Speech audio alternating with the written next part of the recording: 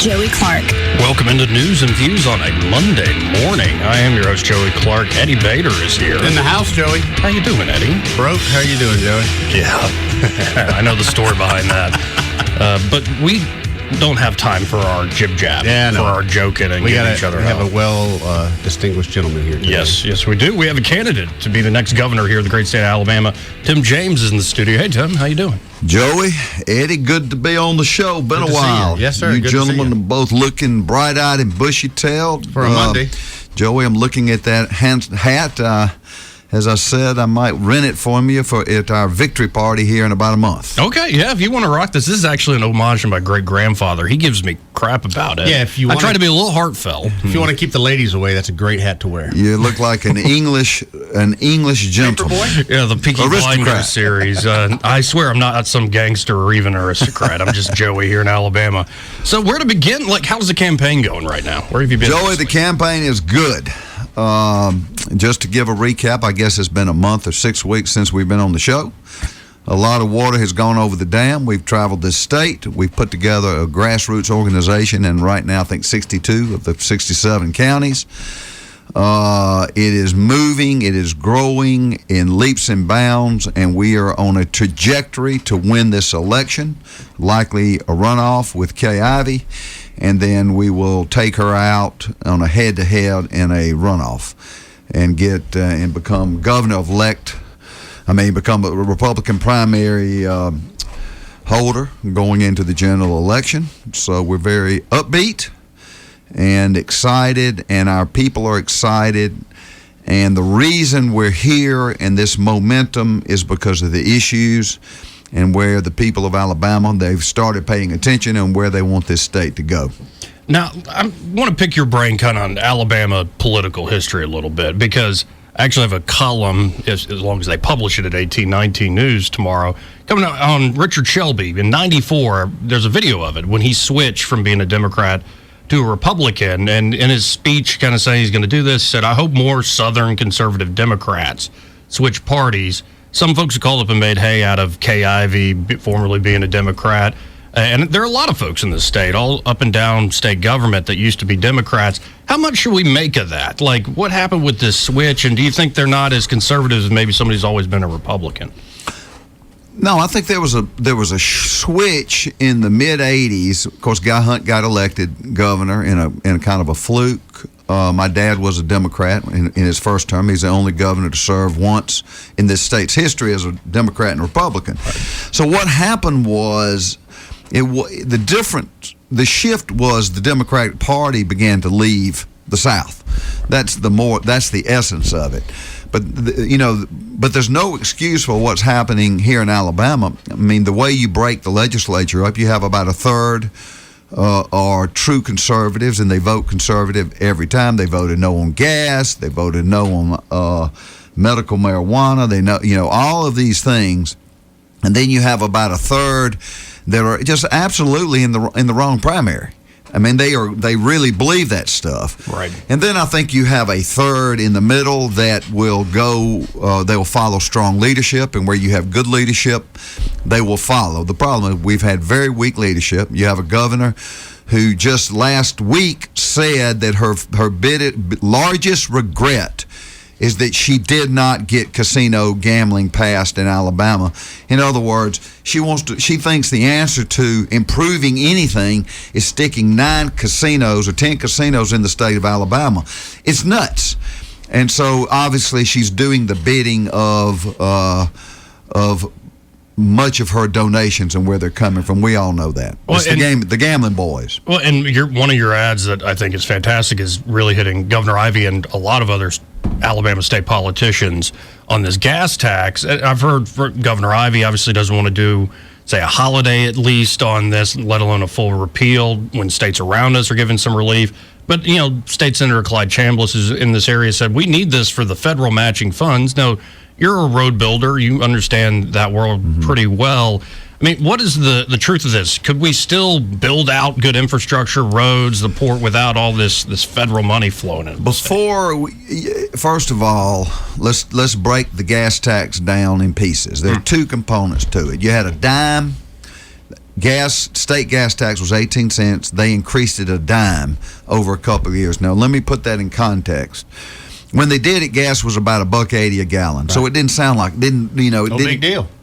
However, if you look at it on a percentage basis, that was a 55% increase in taxes. Now, if they raised your state income tax, which is 5%, by 55%, your state income tax would go from 5% to 7.5%. You'd have a revolution in this state.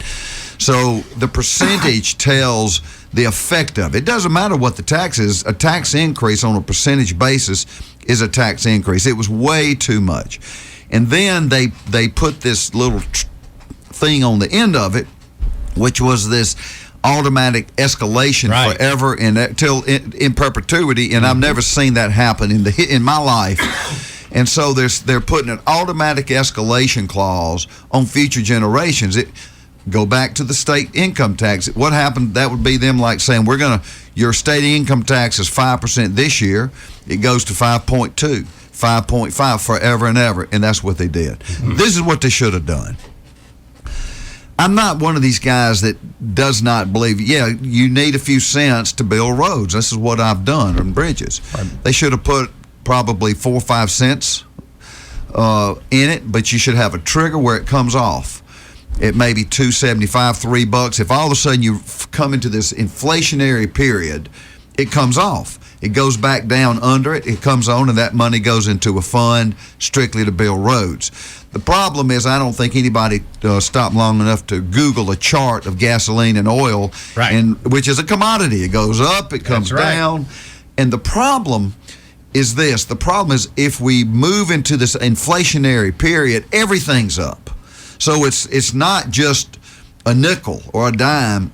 It's a nickel or a dime on top of everything that you're paying for, food and everything else. Right. So it needs to be, it looks like we're moving into a steady line for a while, and very soon this stuff needs to be told for a while, because it's getting very heavy on working class families. Your typical guy has got to drive to work every day. Like you said, it's not just the gas. Now my groceries have gone up. Yep. Everything I do has gone up. Your common man, and this is how I take it, the common man does not have a place in Alabama government when the governor can price him out of working, because that's what's going to happen. Eventually, when it hits $5 a gallon, I ain't going to work no more. Well, it is $5 in diesel fuel. That's right. Diesel fuel, exactly right. And diesel fuel's $5, and then you take loggers, truck drivers, it's crazy. Right. And so to ignore it, but this gets at the issue that I've had throughout this entire campaign. This administration, it's like they do not feel the soul of where people are. Mm-hmm. They're just caught up in this bubble around all these special interests, and they just don't feel the pulse of what people are going through out there. Now, and then one quick follow-up, and this is just out of my own curiosity. This is back during when Todd Strange was mayor here. There was Carter Hill. They had to repave a part of that road right as you get close to Alabama State over there. And the part that the city owned, they got done pretty darn quickly. And it was actually fun. You'd wave to the workers that got done. The state owned the rest. And it took forever for the state to do that. I know it gets even worse when the feds are building something up. What's that outer loop that's still always talked around here in this area? Hills up there, yeah. Why is it that, especially it seems when you go to a higher level of government, it's not as efficient, it's not as swift, the job doesn't get done? Well, I can tell you this, just so your listeners understand, the Department of Transportation is run by the director. The director is a cabinet-level position who serves at the pleasure of the governor. So basically, the governor controls the Alabama DOT directly. Just that's a primary issue. The DOT has been mismanaged unlike any time that I've ever seen in my life. And let me give you some very clear specifics. The I-10 bridge in Mobile, they've spent $50-60 million, and they got nothing to show for it. They took a job that should have been about $1 billion and kept adding on and ran it up till $2 billion, but became undoable. Now they understand they're back, and 5 years have gone by. But you just mentioned federal matching dollars. They want to build this road in West Alabama from Mobile all the way to North Alabama to Tuscaloosa on 43. Right. Widen it and do all these things. It's about a $750 million cost. All right. Well, that's fine, except they're going to pay for it with total 100% state dollars, right? Because they can't get federal matching dollars on that particular job. Well, this is the crazy thing. If you take $700 million of state money, you're foregoing $2 billion in federal matching dollars because you're putting all your state dollars in one project. It's Right. the craziest thing you've ever seen. So what kind of dummy would do that? Right. Well, who would trade $700 million for $2 billion? They're Looney Tune, these guys. They can't count. And I'm just watching this department, and I drive 65 south to Mobile all the time through Evergreen. In the exit at Evergreen, that thing has been under construction for 5 years. Yep. And it is the craziest thing. It's a simple bridge, widening a bridge. Right. And this has been so how does this happen?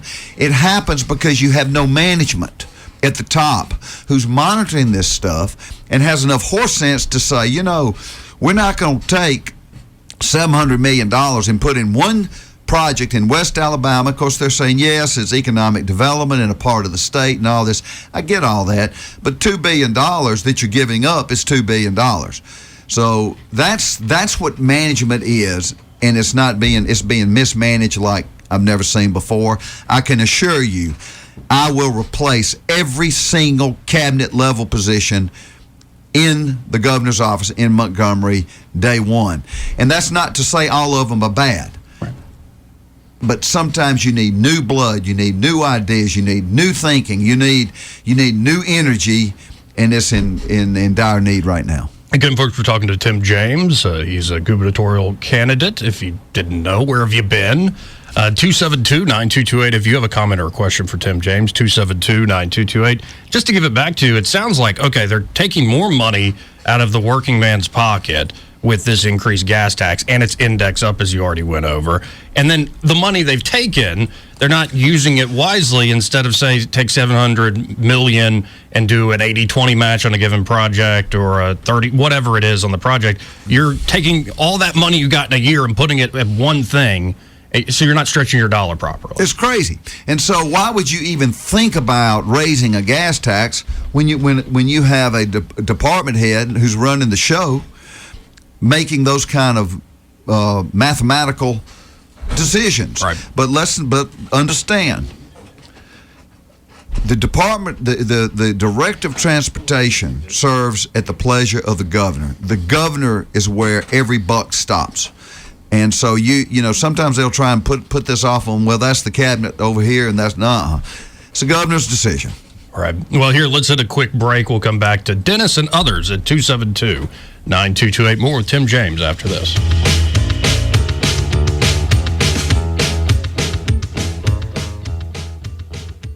Kicking off the week, kicking off the show this morning with Tim James. He's running for governor, and we have Dennis on the line with a question for Tim. Hey, Dennis, how you doing? Hey, good morning, Joy, Eddie. How you doing, Dennis? Fine, thank you. Good morning, candidate James. How are you, sir? Dennis, good morning. Nice to talk to morning. you. I remember your dad very well back in the late 70s. We actually had a little slaying around. I'm not going to be no slob. I'm going to vote for Funky Bob. That's great. Hey, but my question is, what are you going to do about the grocery tax in this state? I mean, why Caesar should not be taxing us to eat groceries? I'm going to end it. I'm going to wipe it out. Tell me It's a 4%. how you're going to. Well, it's a statutory thing. The state tax on sales tax is 4%, and it should have been done a long, long time ago. Amen. There's only 3 or 4 states that still tax essential groceries. And basically, just to put this in context, Dennis, if we wiped out the state portion of sales tax on groceries tomorrow, it would be about a $500 million shortfall in total revenue. Alabama's total revenue has been growing at $400,000 a year. I mean, $400 million a year. So in other words, all you have to do is level fund for 15 months, and you've covered it. And they've refused to do it. So absolutely, it's time to totally remove the the sales tax on essential groceries. Now, when I say essential groceries, let me define what that is. Milk, cheese, eggs, chicken, fish. And let me define what it is not. Budweiser, Rodney Strong, and alcohol. So it's time to do it. And I'll be honest, we were talking about it earlier. I don't know why they haven't done it, especially in these trying times.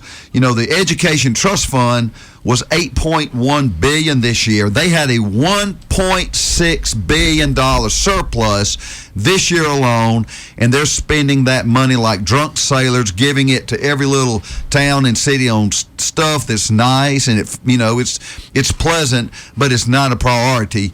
And that gets directly at the problem in Montgomery. You have in the executive branch who does not understand the time and the season that we're in, that people are suffering, and they continue to act like nothing's wrong. And I can tell you, working folks are feeling the pinch today. Absolutely. Thank you, Canada. Thank you. Appreciate it, Dennis. 272-9228 if you have a comment or question for Tim James. Now I want to move over to school choice. What the legislature and the governor decided to do, like we've been talking about, going, this is crazy with the Numeracy Act. How many coaches did they hire, not to teach kids, but to teach teachers? That's absolutely insane. We've talked about before that you want to dismantle and kind of start over, rebuild this thing right. So how do you see school choice getting done here?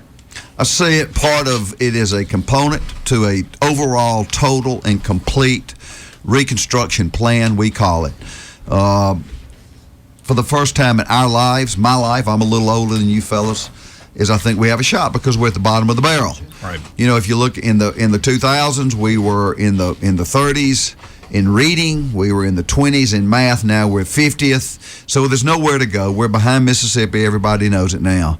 And so our general idea, our plan is very simple, and this, you can't get into too deep in the weeds, but the concept is number one, and this is if you do not fix this, you fix nothing. We've got to get discipline back in the classroom. Amen. Teachers are not babysitters. They're teachers.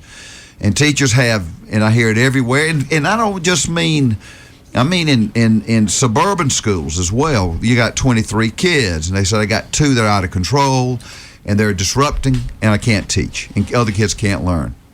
You got to get the best principals in the nation in the underperforming schools. You got to pay them, and then you also pay them bonuses. And then the school choice component simply means the money that's allocated to that child in the school. A parent can get a voucher or a tax credit, and they can pull that child out of that school and put them in any other public school that has a slot, any private school, any charter school, and homeschool. And I'm not, where that thing went south, they started putting on all the restrictions and tying, and I'm not for that. I want totally unrestricted and let the system work. Homeschool children score, 38-40% of the national average. Private school kids, and I don't mean expensive high-end private schools, I mean church schools. These kids are killing it. So that puts competition in the system. And the last thing, Joey and Eddie, is this: a governor does a lot of things, but a lot of what he does is what they say, and they set the tone and they set the culture. And what I would say to the children in this state and families who are struggling, their kids are not doing bad schools, is my focus is on them. That's my passion. And we're going to do everything we can to come straight at this problem head on, meet it head on. I'm going to go into every county, every city. When the time comes, and it's going to take some statutory and constitutional changes, I will go to every county, city in this state, and I will sell this James Reconstruction Plan, so that when the AEA and the unions start tugging on these legislators, they're going to go home, and maybe it's to Marion, Alabama, or Selma, or here in Montgomery, and their constituents say, you better support Governor James' Reconstruction Plan, or we're going to throw you out. That's called the bully pulpit, and that's how you get tough legislation passed. There you go. Let's go to David real quick. We'll continue on this topic in a second, but let's see what David wants to say. Hey, David. Hey, good morning, guys. Good morning, Mr. James. David, good morning. You hit the nail on the head with that bridge project down near Evergreen. I go down that way at least once or twice a month, and it drives me crazy. Why is it that they can build an entire cloverleaf up in Birmingham in less than a year, and it takes, like you're saying, 5 years to widen one little bridge? I feel like they've been working on that bridge on I-65 at Evergreen. They've been doing it since I was in college. Yeah. It seems like it's been 5 years. It's probably been, 2 years, but still, they should be able to do a project like that within 9 months to 12 months easily. Easy. No, it's crazy. And it seems like it's that way across Alabama. You go into Atlanta, and they will be working on a major project and have it done within a year. I don't know why it is they can get that done so quickly and efficiently in the Atlanta area, but Alabama just seems to take forever with anything. Well, sometimes there's issues, but a state can finish a job, and if they have claims, they can fight it out after the fact. But you need to get the roads open, especially on the interstate. And if you have a squabble with the contractor, it'll work itself out in due time. Right. But the goal is to get it done and get the traffic flowing. Yeah. Right. Yeah, because, when they did that project up in Birmingham, I mean, whoever the contractor was on that was a genius, setting up his own concrete fabrication plant right adjacent to that facility and getting those precast and everything on site and getting it put in. And I don't know what they paid them as far as a bonus, but it was worth every dime that they paid them in a bonus to get that thing done as quickly as they did. They did, and I saw Brassville and Gorey when the bridge up there where you're talking about burned about a decade ago. Yeah, the bridge, a tanker turned over, burned it to the ground, melted the steel. Yeah. They hit it, and they rebuilt that thing in 3 or 4 months. It was amazing because we kept thinking it's going to be a year before that'll ever be used again. And so this issue down there, and there are others like it, I'm sure. But this is management. It's the same. It's just management. It's not complicated. Right. Yeah, kind of like the Montgomery bypass. Now that is I moved here in October of 1985, and they were talking about that then, and still haven't completed 3 miles of it. Oh, listen, it's crazy. So anyway, have a good one. Thank you, sir. Thanks, David. We got to hit another break, but first, Joey Clark. welcome back to News and Views from 9 till noon. 272-9228 if you want to get in, have a question or comment for candidate to be the next governor here in the great state of Alabama, Tim James. Tim tested me off air some of my football trivia. There's only so much you can keep right on the front of the mind. I read too many things, know. Too much. You need more space. Right. I do, though, and my dad told me this, because I would get excited for an Auburn football Saturday or all college football Saturday. Yeah. I love the pros as well. My dad be like, yeah. I'm like, you went to Auburn. What is this? He goes, you'll understand as you get older. That's right. And I'm kind of become him, as I don't play. I still watch every weekend, but it's not the same passion I had when I was a teenager. So things go out of mind. But here, let's go to Cedric real quick. Hey, Cedric. Hey, everybody. How you doing? Good. Hello there. Hey, sir. How are you, Cedric?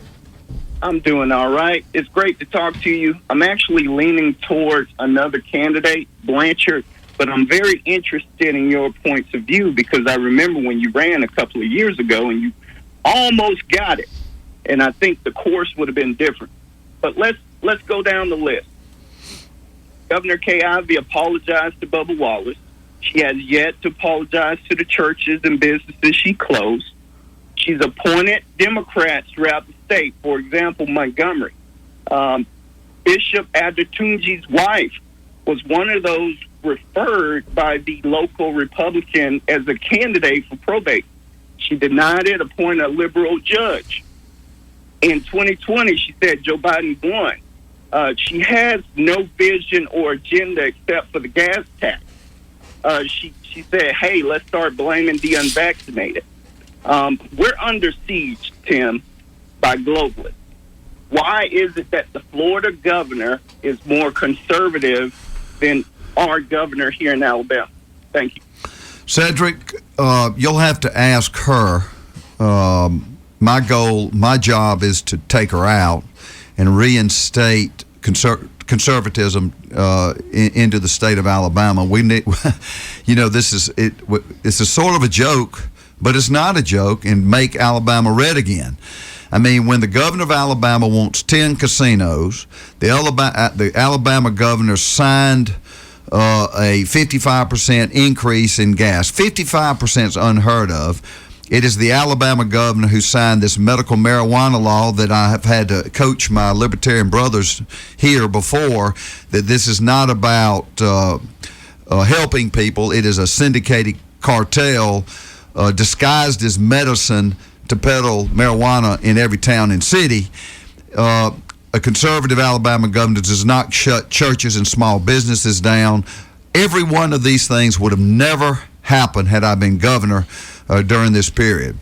And, everyone got so angry, Cedric, at Joe Biden for his executive order, his mandate, but that's no different than what happened here in the state of Alabama at UAB. The governor is the chairman of the board of trustees at UAB and every other public university, and they told 10,000 people who work there, doctors, nurses, either get the vaccine or you're going to be fired by November the 2nd.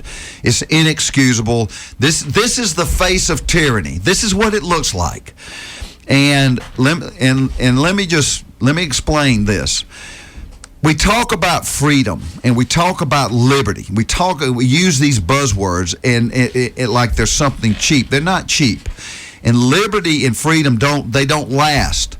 And you must treat them like gold, or they'll turn into sand to slip between your fingers and you lose it. These fights must continue on year after year.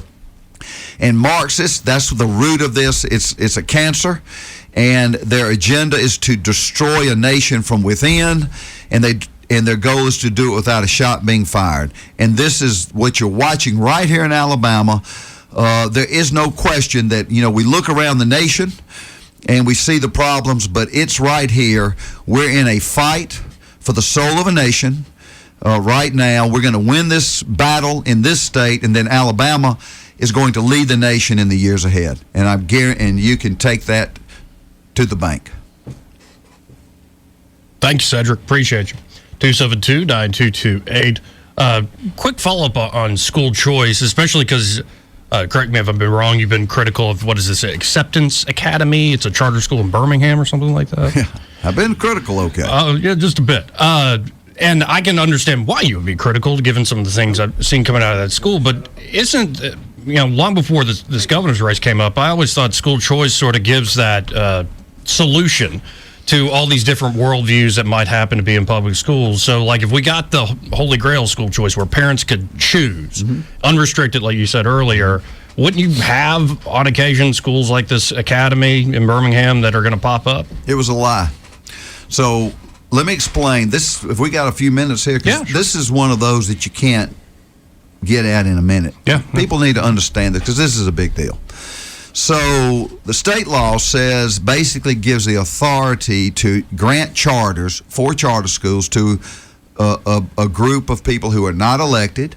They are appointed, I think, 4 by the governor, 1 by the lieutenant governor. There's about 10 of them, and they're a commission. And they give the charters, and they look, people, they come at them, and people make requests for charters, like the School of Math and Science in Mobile, those sorts of things. And so they gave a charter to the Magic City Acceptance Academy, which is a LGBTQ affirming school. And the reason was that they wanted to give children struggling in this area a safe zone, not to be bullied. That was the reason. It's nonsense, but that was the reason. And so this is what you have today. You have the only LGBTQ affirming school in the nation is right here in Alabama, and it is being paid for with $2 million of your taxpayer money. Now, to affirm means to confirm that something is true. It is not true. These children are struggling. They're 6th, 7th, 8th graders. They are, they're going through this thing, and I have tremendous compassion for these children. But what you don't do is you don't put them into an environment where the teachers and the principal are all LGBTQ people and they're just compressing. They're saying that's who you are. It is a lie from hell. There are only two sexes. There are girls and there are boys. There are no other. And this is a lie. But what blew the lid off this thing was I heard about it. And at first I thought it was a private school, not a public school. And when I found out that, I said, my goodness, this is insane. So we went to some of my guys went to the school's Facebook page, and I hope there's not if you have any young ears out there, plug their ears. They had posted on their school Facebook page a teacher drag show for the children. Can you imagine your sixth grader, any sixth grader, let alone a sixth or seventh grader who is struggling in this area, putting before them teachers in drag, making light of it, celebrating this lifestyle? When you pull up to the school, now listen to me, gentlemen, everybody listening? Eddie, you listening? I'm listening. Joey? You got me on this one. When you pull up to the school, they fly the American flag, just like any other public school in the state. Attached to the school, the American flag, they're flying the LGBTQ rainbow flag with it. Now, a flag represents something. If you pull up to anything and they're flying the American flag and the Auburn flag, what does that tell you? A story. It tells you, well, we're for Auburn or Alabama. Or maybe you see a flag with the American flag with the Star of David. Well, you know those people support Israel, right? Right. That's what flags represent. You have a public school paid for with $2 million of your money, flying the American flag and attached to it the LGBTQ. That is political. That is indoctrination. This is not about education. This is a lie from the pit of hell. And I can tell you one thing. When I'm governor, I'm going to shut it down. And the question is, how did it happen? The buck stops with the governor of Alabama. Kay Ivey owns it. Kay Ivey signed the budget that sent $2 million to this school. And when this sinks in people's heads, and the people of Alabama, and it is, they are so livid. And that's not even to mention the abuse that these children, this is mental abuse. This is what we're looking at in this school. And it's happening. So this cultural war is in Alabama. It's not in other places. So it's right here in our backyard. So unrestricted school choice wouldn't allow for this type of school? It wouldn't maybe allow for a school that wants to teach, say, critical race theory? No, you should pick and choose. I intend to totally get rid of the Alabama Charter School Commission. I want the State Board of Education to give the charters. They're elected by the people. The governor is the president, and the governor gets a vote, and all of a sudden you have elected people deciding who to give these charters to. That way there's repercussions. There's accountability. Right. And they're not faceless, nameless. And I've got some other information, other background information that the lawyers got involved in all this stuff, and they threatened them and all this. Mm-hmm. You need a governor in the middle of it. Says, not going to do it. And if you boys want to bring litigation, we'll just get it on. But we're not going to pay for this poison. So it's the charter aspects, but with like the parental choice bill that Del Marsh dropped, that did get watered down, like you said earlier. It's totally different. It's different in your mind. So this is a charter school issue and how we fix it to never let this happen again. When Dale in the bill that Dale had, they watered it down, put restrictions on, I think, on homeschoolers and on private schools, and I'm against it. I want no restrictions. I want them to do their business because what they're doing is working. I was going to say, why leave them alone? If it's working, making public schools look bad. That's the point. Right. So they're scoring 38% above the national average. Why do you want to control them? So if the Magic City Acceptance Academy was a private school or a homeschool curriculum style thing, you wouldn't have the same political issue? Well, it's not state money, and I'm running for governor. Right. But I would assure you that even if it was a private school, as a governor, I would speak out, and I would send this message to the parents and to these children. I would say, listen, I understand. What you're dealing with is unconscionable. I get it. But this is not the way to do it. do not come into an agreement. You know, if you love a child has a problem and is struggling, what you don't do is come into an agreement because your wits end with something that's not true. These children they were created in the image of God, and you don't confirm a lie. And sometimes truth is tough, but truth always beats agreeing with a lie, especially with children. We got to hit a quick break. More with Tim James when we come back. When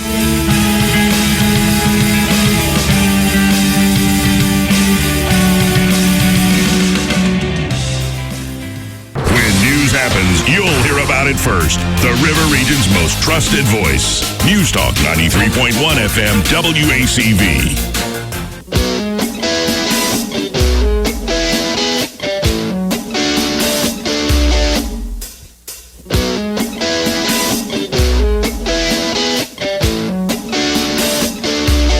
Welcome back to News and Views from 9 till noon. Before we close up the first hour here, let's go to Donkey Lori as a question for Tim James. Hey, Donkey Lori. Hey, good morning, everyone. Morning. Donkey, could you spell that for me, please? Well, donkey like the farm animal. Like the donkey. Yeah. Like I have a donkey. I have a miniature Jerusalem cross donkey. Oh, my goodness. A Jerusalem donkey. That's a little guy. Okay. Yeah, he's my little Jesus donkey. And the Lord and the Messiah rode in on a donkey a week out. Sir. Amen. Okay. Gotcha. I just to make just a couple of quick comments, and then I have a question, and I'll hang up and let you answer. I'm definitely not voting for Kay Ivey. Okay, I'm just definitely not. And between Lindy Blanchard and you, I'm leaning towards you. Just a few things that I'm just going to put out there. I understand that a lot of conservative Christians believe that marijuana is a gateway drug. I'm not going to argue with anyway, yay or nay, but medical marijuana in special circumstance situations with, it's just been proven, it's scientifically proven to have benefits medically. Okay, so I would love to see some leeway for that because I know you're dead set against it. I moved here from Florida. I was born and raised in Florida, and we love our lottery in Florida. And I hate all the political red tape here with just trying to get a lottery. We go into gambling and addiction and all that, but there's always going to be a bad with good, and there's always going to be some good with the bad. Mm-hmm. So that's kind of an issue to me. The other thing is that I do have a homosexual brother who is married to another man. I do have my own personal beliefs on transgender as far as being, more of a mental thing. He lives here, and I'm fully aware of the crime problem in Montgomery. And governors, it's inside a city, it's a different jurisdiction, but governors they sit over the entire state, and where we see crime to this degree, black on black crime, constantly, governors must engage in every arena, get involved in the local community. Sometimes local mayors and politicians, they just don't want to go there. They don't want to take the heat. They don't want to take the criticism. And my approach is this: I don't care who you are. I don't care if you're black, white, rich, poor. You have a right to be able to live free and safe and not worry about your children on the streets with drug dealers, all this stuff. And I'm going to go after it with a vengeance. I have no patience for it, nor do I have patience for this trafficking, this human trafficking that's getting so prevalent in this state on I-20 going east and west, 65 going north and south. I will protect your children, and I will protect your grandchildren with every ounce of strength that I have in my body. And I mean it. I thank you so much, sir. I tell you what, I'm leaning towards you having my vote. Thank you for running. Thank you for showing up today. Thank you. Answering questions. Thank you, Lori. Well, we're out of time. I got another candidate here, too. So if folks want to follow your campaign, support your campaign, whether volunteering or donations, how can they do so, Tim? Well, Joey, Eddie, always good to be on the show. My libertarian brothers, we've got to find about an hour or two one afternoon. I'm thinking maybe at Bud's, your hangout. Yeah, sure. That's And wonderful. let me straighten you fellas out on the true constitutional theory of the federal government versus the state government, and have a little tutorial. And I think you'd see a lot more. Jody and I agree with you on things than different. But my website's timjamesgovernor.com. I want to ask all your listeners, join this crusade. This is not a game, y'all. This is real. We're on a cusp to take this election and take this state back. Get involved. Let's help me win Montgomery County and Autauga County and the surrounding region, and I'll be governor of this state, and we'll come to this town and we will clean it up top to bottom. Thank y'all, and God bless you. Hey, thank you. Appreciate And it, Tim. congratulations. Poll shows you're kicking butt, buddy. Doing good. Doing good.